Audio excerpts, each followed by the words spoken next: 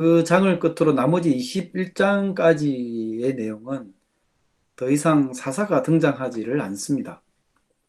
사사기에서 등장하는 사사는 삼손이 마지막이었다는 이야기입니다. 사사기가 사사가 등장하지 않는 사사기 후반부. 분량으로 따지면 사실 전체의 4분의 1에 해당되거든요. 그럼 이 나머지 장들에서 성경은 무엇을 말씀하시려는 걸까? 그것을 우리가 눈여겨보면서 읽어가면 좋겠습니다.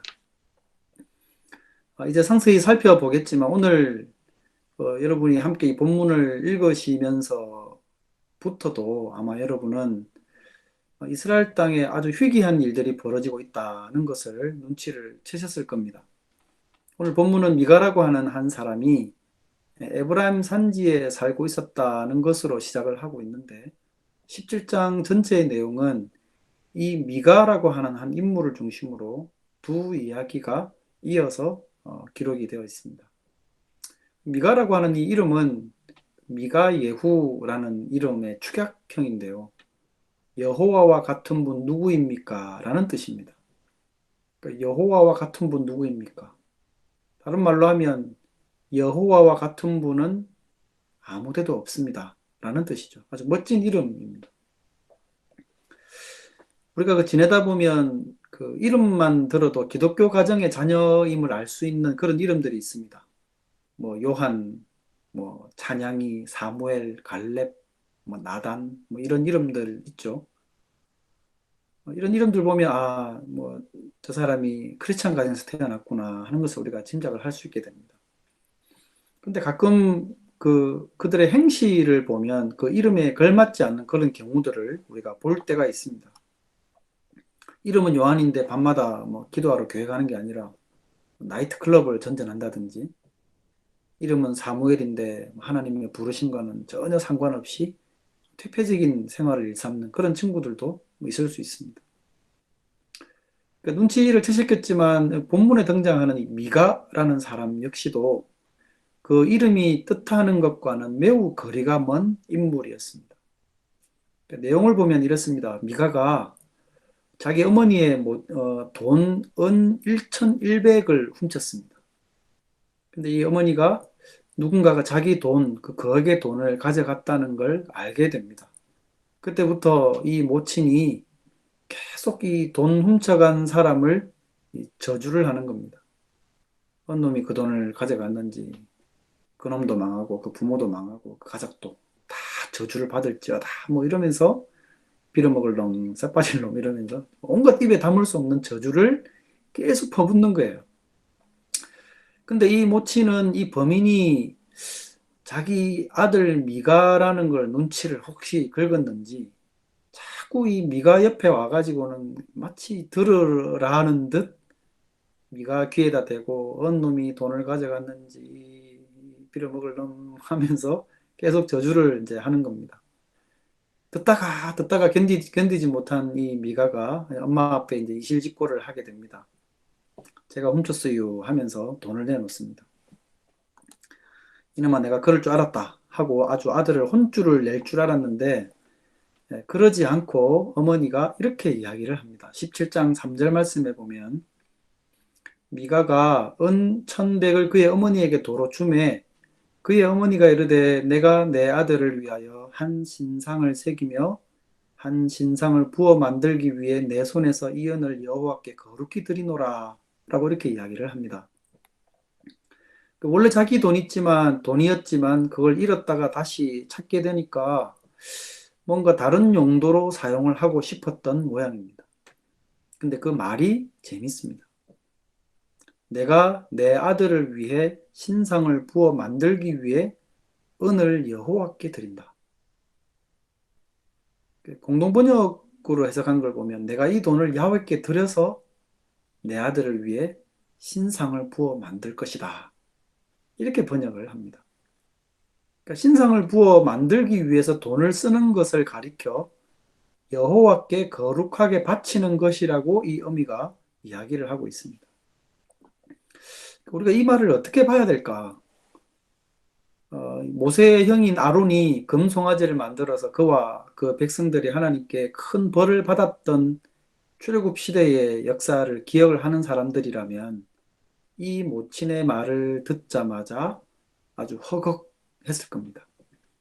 아마 이 장면이 영화의 한 장면이었다고 하면 이 모친이 이 말을 하는 순간에 아마 갑자기 엄청난 긴장이 고조되는 그런 배경음악이 깔렸을 겁니다. 그러니까 등장인물은 전혀 눈치를 못 채지만 관객들은 뭔가 심각하게 문제가 잘못되어져 가고 있다는 것을 눈치를 채게 되는 거죠. 미가의 모친은 자기가 뱉은 이 말들, 그러니까 신상을 부어 만드는 것과 하나님께 드리는 것, 이 두 말의 의미의 간극이 얼마나 큰지를 모르고 있습니다. 자신이 하려는 지금 이 일이 하나님의 뜻에 맞는지 안 맞는지 그 자체에 대한 인지가 없어 보여집니다. 그럼에도 불구하고 이 사용하는 언어적인 습관, 이 상투적으로 사용하는 언어 습관들은 남아 있는 거죠. 여호와께 거룩하게 드린다. 그런데 하는 행위는 하나님이 가장 혐오하시는 그런 우상을 만드는 일로 나타납니다. 하나님을 제대로 섬긴다는 게 뭔지, 거룩하게 하나님께 드린다라고 하는 것은 뭘 의미하는지 전혀 알지 못하고 있는 이 미가의 모친입니다. 이것은 이 모친이 상당히 오랜 기간 동안 하나님의 뜻에 대해서 관심을 두지 않았음을 의미하는 것이고 하나님의 백성으로서의 정체성도 잃어버린 지 오래됐다는 걸 보여줍니다. 한마디로 말하면 그에게 이 여호와를 향한 신앙은 더 이상 신앙으로가 아니라 문화로만 남아있다는 말입니다. 이것이야말로 당 시대가 처한 영적 상태의 단면이라고 할 수 있습니다.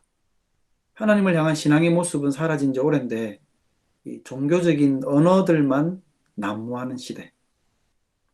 이것을 오늘날 우리들이 살고 있는 이 시대에 적용을 한다면 우리가 어떻게 표현을 할 수 있을까? 보통 이런 말들을 크리스찬들은 사용할 때가 있습니다. 다 하나님의 은혜입니다. 이런 말들을 종종 사용을 하죠. 다 하나님의 은혜입니다. 하나님께 감사합니다. 근데 가끔씩 보면 이 말이 너무 이 무미건조한 말처럼 들릴 때가 있습니다. 마치 이런 느낌이죠. 영국에 살다 보면 사람들을 만나면 How are you doing? 뭐 How are you? 이렇게 인사를 하잖아요. 말 뜻을 가만히 생각을 해보면 요즘 뭐 하는 일 어떻습니까? 잘 지내십니까? 어떠십니까? 라는 관심이 담겨 있는 말인데 이것이 그냥 만날 때 의례적으로 하는 인사말이 되어 버린 것이죠. 이런 비슷한 느낌입니다. 그러니까 의미는 사라지고 이 표현만 남아있는 그런 말들. 우리가 하나님 또는 하나님의 뜻, 하나님의 나라 이런 말들을 습관적으로 하면서도 정작 우리의 살아가는 삶 가운데서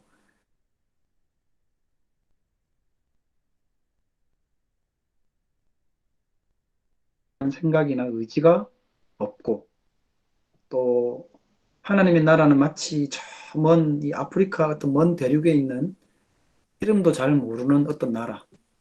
그래서 가본 적도 없고 뭐 가보고 싶은 생각도 없는 그런 나라들보다 더 나와 무관한 듯 그렇게 살아가는 그런 신앙의 모습이 있다고 한다면 저는 그것이야말로 이 문화로만 남아있는 신앙으로 가는 길이라고 이렇게 생각을 합니다.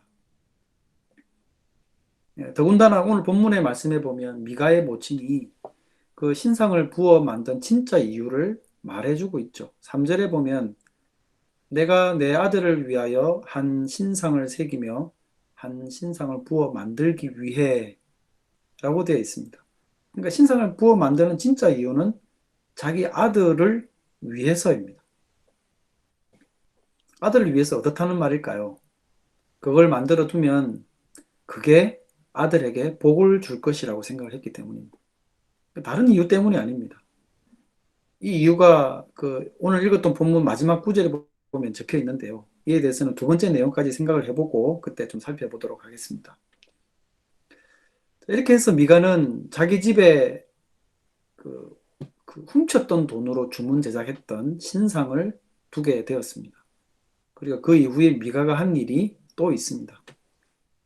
17장 5절에 보면 그 사람 미가에게 신당이 있으므로 그가 에봇과 드라빔을 만들고 한 아들을 세워 그의 제사장으로 삼았더라고 했습니다. 미가는 에봇과 드라빔도 만들었습니다.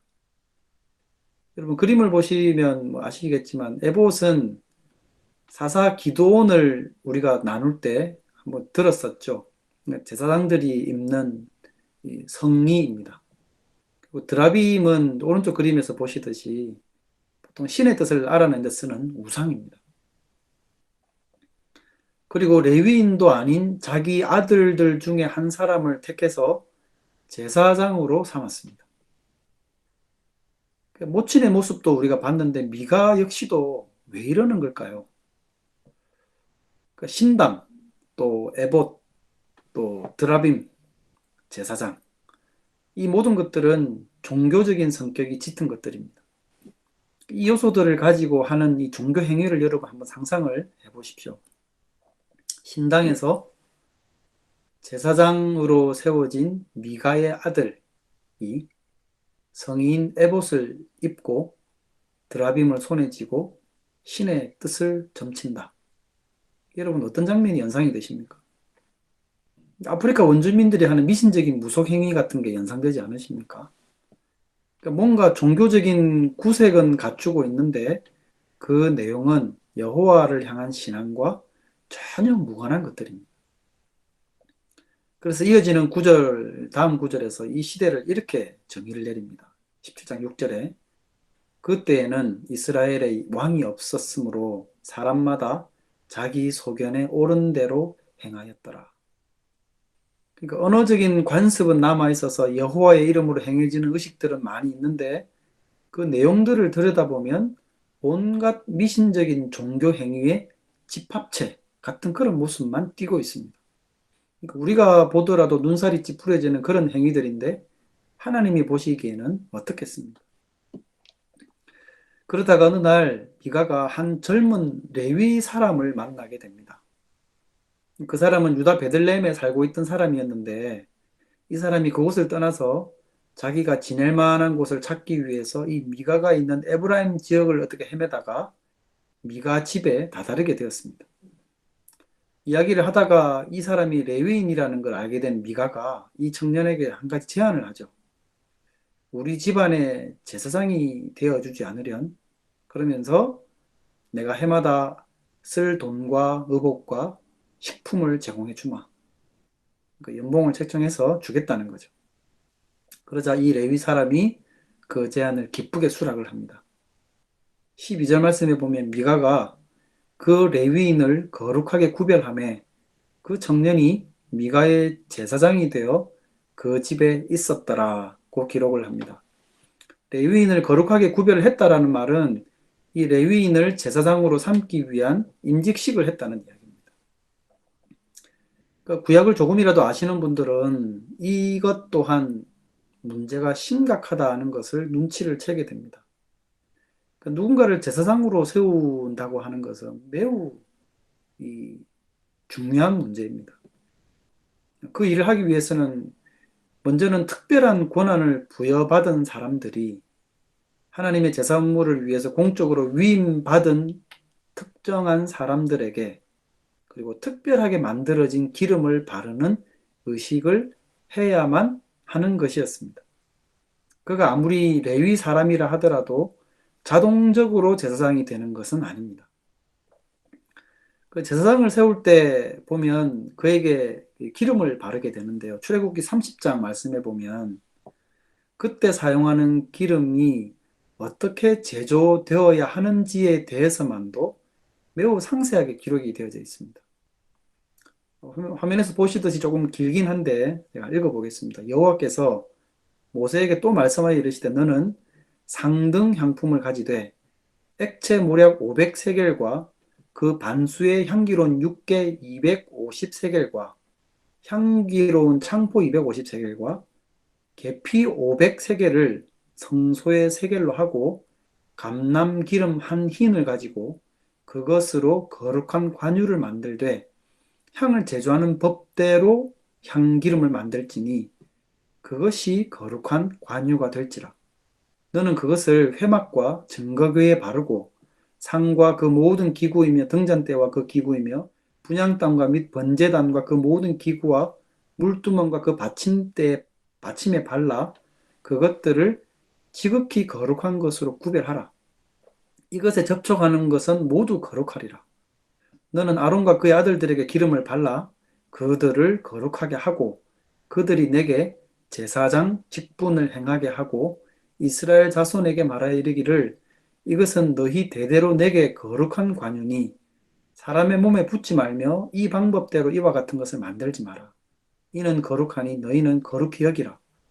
이와 같은 것을 만드는 모든 자와 이것을 타인에게 붓는 모든 자는 그 백성 중에서 끊어지리라 하라고 하나님이 말씀하셨습니다. 이런 정교한 방법대로 만드는 것도 중요하고 그것을 제사장 외에 성전에 있는 성물과 제사장 외에 다른 사람들의 몸에 절대 붓지도 말고 이 방법대로 또 만들어 내는 것도 하지 말라는 겁니다. 자기들의 어떤 뭐 향수처럼 쓰기 위해서 똑같은 방법으로 만들어내지도 말라는 겁니다. 이처럼 제사장을 세울 때 바르는 이 기름 하나를 준비하는 것에만도 매우 철저하고 정교한 제작 공정을 거쳐서 만들어야 하는 것으로 말씀을 하셨는데 지금 미가가 한 행위들을 보면 하나님의 뜻에 준해서 하는 일이 아무 데도 없습니다. 자격 없는 사람이 기름도 없이 제대로 공정을 얻지 못한 사람을 그것도 자기 가정을 위한 개인 제사장으로 세웠다는 것이죠. 그러니까 모든 면에서 하나님의 뜻을 철저히 파괴시키는 이런 행위를 미가가 지금 하고 있는 겁니다. 그런데도 미가는 13절에 보면 이렇게 이야기를 합니다. 이에 미가가 이르되 레위인이 내 제사장이 되었으니 이제 여호와께서 내게 복 주실 줄을 아노라 하니라. 처음에는 아까 보셨듯이 자기 아들 중에 한 사람을 제사장으로 삼았지 않습니까? 근데 진짜 레위인을 만나가지고는 그에게 제안을 해서 그를 제사장으로 삼았으니까 이제는 제대로 구색을 갖췄다고 생각을 한 것이죠. 그러면서 그러니 이제는 여호와께서 내게 복을 주실 것이다. 그러니까 결국은 복입니다. 구약에 있는 여러 가지 의식적 모양새를 갖추고자 한 이유가 뭔가 그러면 그렇게 하면은 하나님이 복을 주실 것이라고 생각을 했기 때문입니다. 하나님과 인격적인 교제가 없는 종교로부터 사람들이 얻고자 하는 것이 뭔가 그러면 그것은 오로지 복입니다. 복. 그 앞에서 말씀을 드린 것처럼 미가의 모친이 여호와께 드린다고 말은 했지만 사실은 자기 아들을 위해서 신상을 부어 만든 것도 그렇게 하면은 더 많은 복을 아들이 받을 수 있을 것이라고 생각을 했기 때문입니다. 그러니까 이런 상황들을 이 한 아들의 어머니라는 차원에서 생각을 한다면 참 얼마나 이 숭고한 모습입니까? 결국 되돌려 받기는 했지만 아들이 돈을 훔쳐갔건 또 무슨 나쁜 짓을 했건 엄마의 바람은 아들이 잘 되는 것입니다. 아들에게 좋은 일만 생기고 복만 많이 받기를 바라는 것이죠. 그 목적을 위해서 이 모친은 자기가 하나님 앞에서 무슨 짓을 하고 있는지도 모르는 행동을 하면서 그 염원을 표현을 하는 거죠. 하나님의 뜻에 무지하고 불신앙적이라고 하는 이런 사실들만 제외시키고 보면 누구나 공감할 수 있는 어머니의 마음입니다. 제가 어머니한테 저희 부모님께 전화를 잠시 드리면 저희 어머니가 늘 하시는 말씀이 있습니다. 내가 교회 가면 늘 하는 기도가 너가 기도다. 이렇게 이야기를 하셔요. 무슨 기도를 하실 것 같으세요? 바꿔 말하면 자식 잘 되게 해달라는 기도. 또 교회 안부도 묻습니다. 저에게. 교회는 뭐 평안하냐? 이렇게 물으시죠. 늘 평안하다고 말씀을 드려도 늘 묻습니다. 교회의 안부를 묻는 엄마. 그 어머니가 무슨 피로 값주고 사신 주님의 몸된 교회. 그래서 하나님의 거룩을 이뤄가야 하는 공동체로서의 교회. 온전한 예배 공동체로서 세워져 가야 되는 교회에 대한 이 안타까움이 있으셔서 부르시는 거겠습니까? 그게 아니죠. 그냥 교회 안부를 묻는 것은 아들이 섬기는 교회이기 때문에 안부를 묻는 거죠. 그러니까 연세 드신 어머니께는 하나님의 뜻에 맞게 건강하게 세워져 가는 교회에 대한 이 본질적인 관심보다는 자식이 섬기는 교회이기 때문에 잘 됐으면 하는 바람으로 안부를 묻고 기도하는 것 아니겠습니까? 물론 뭐 교회의 개념을 뭐 너목에서 이렇게 잘 모르시기도 하겠거니와 크신 하나님께서는 사람의 나이나 영적 성숙도를 감안해서 그 기도를 들으시는 것이겠지만 적어도 더 젊은 세대인 우리들은 그것이 안고 있는 영적 위험을 인지할 수 있어야 하겠다는 이야기입니다. 돈이나 자식이나 명예나 성공 뭐 이런 것들이 우상이 될 수 있다는 걸 우리는 모르는 사람 없습니다. 하지만 그러한 우상이 우리도 모르는 사이에 우리의 삶 깊숙이 들어와 있을 수 있다는 생각은 잘 안 하고 사는 것 같습니다.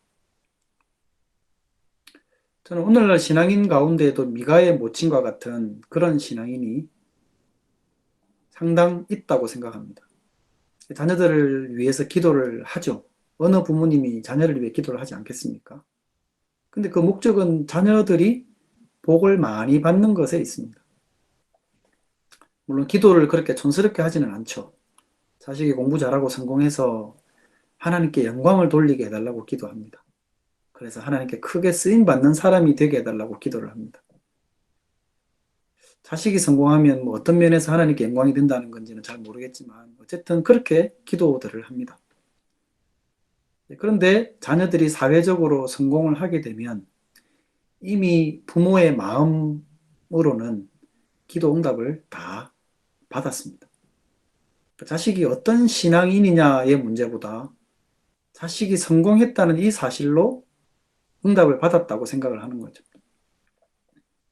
그러니까 성공한 신앙인이라는 이 명찰이 자랑스러운 것이지 그가 바람직한 신앙인으로 살아가느냐는 진짜 중요하지 않습니다.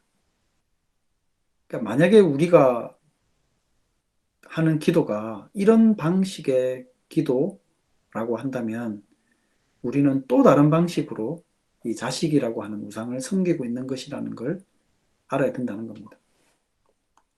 앞에서 말씀을 드린 것처럼 사사기에서 사사들의 이야기는 16장에서 끝이 나게 됩니다. 그 뒤로도 무려 5장이나 되는 긴 내용이 들어 있습니다. 사사기는 하나님의 백성들이 하나님을 섬기지 않고 살았던 암울한 시대를 보여주기 위한 목적으로 기록이 되었습니다. 그나마 사사들이 있었을 때를 제외하고는 백성들이 늘 하나님이 떠나 살았다는 것을 사사기는 말해주고 있습니다. 더구나 사사기에서 마지막으로 등장했던 사사 삼손은 어땠습니까? 그는 사사로 부르심을 받았음에도 불구하고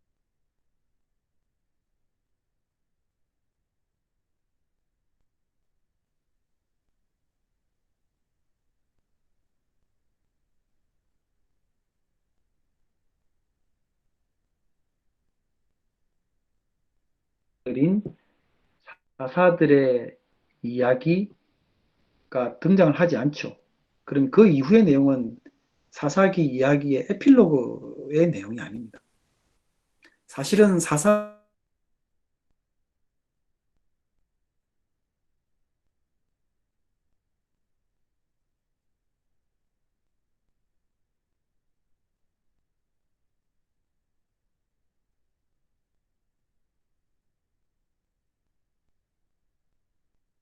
이후로 넘어가면서 사사들은 등장하지 않는데 그 영적 타락상이 절정에 이르고 있음을 보여주고 있는 거죠.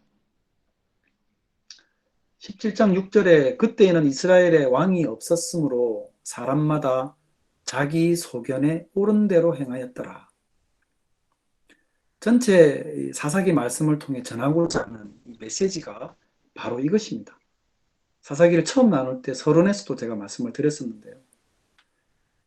이 말씀을 가지고 사사기를 대표하는 내용이라고, 이 사사기 기록의 목적이 바로 그것이죠. 그럼 이걸 보여주는 목적이 무엇이겠습니까? 당연히 이유는 백성들을 깨우기 위함입니다. 하나님의 택한 백성들이 그 정체성을 잃어버리고 그 삶에서 하나님을 경외함도 없고 진실함으로 섬기는 모습도 없는 그런 삶을 살아가게 될 때, 그러한 인생에는 정말 이 땅에서 그 어떠한 소망도 없다는 것을 사사기가 말해주고자 하는 것입니다. 불신앙적이고 미신적이면서 이교적인 행태와 종교적인 습관은 하나님의 백성들에게 결코 복이 되어지는 것이 아니라는 겁니다. 오히려 그러한 것들은 하나님의 진노를 사는 것들입니다. 그래서 성도는 거기서 돌이킬 수 있어야 됩니다. 그러니까 돌이켰을 때 하나님이 저들과 어떻게 함께 하셨던가를 보여주는 게 바로 앞에서 우리가 보셨던 사사들이 등장했던 그 내용들입니다. 늘 부패하고 방탕했다가 사사들로 인해서 다시 돌이켜서 잠시 하나님을 섬기다가 사사들이 죽으면 또다시 타락하게 되는 그런 반복이었지 않습니까? 그러므로 우리는 이 말씀을 읽으면서 우리를 돌아보아야 됩니다. 내 삶에 침투해 있는 우상은 없는가? 나는 또 다른 방식으로 우상을 섬기고 있지는 않은가? 내가 미처 인식하지 못하고 있는 우상은 없는가? 나의 신앙은 지극히 성경적인 것이 아니고 미신적이지는 않은가? 나의 신앙의 목표는 이 땅에서 복을 많이 받는 것에 있는 것은 아닌가? 그렇다고 한다면 우리는 돌이켜야 됩니다. 이 말씀을 통해서 우리를 돌아보고 돌이켜지게 되는 그런 은혜가 있기를 바랍니다. 그래서 하나님이 우리의 영혼을 떼워 주시기를 이 시간 주님의 이름으로 기도하고 또 주님의 이름으로 축원드립니다. 기도하겠습니다. 걸어가신 하나님 아버지, 은혜를 감사합니다. 미가를 중심으로 기록되어져 있는 이스라엘의 영적 타락상을 보여주는 당시 백성들의 모습들을 통해서 오늘을 살아가는 우리의 모습을 되돌아볼 수 있도록 우리에게 은혜 허락하여 주시옵소서. 늘 종교적인 신앙을 갖고 있으면서도 하나님을 제대로 섬기고 있다고 생각을 하고 있지는 않은지, 우리 안에 가득한 알지 못하는 방식으로 우상을 섬기고 있음에도 불구하고 나에게 우상은 없다고 생각하며 살아가고 있지는 않은지 돌아볼 수 있도록 은혜 베풀어 주시옵소서. 하나님의 말씀을 따라 우리의 삶을 세워가고, 그래서 말씀이 가르치는 바대로 하나님을 바르게 섬기고 합당하게 예배하는 그런 예배자들이 될 수 있도록 우리에게 은혜를 베풀어 주시옵소서. 걸어가신 예수님의 이름으로 기도드립니다. 아멘.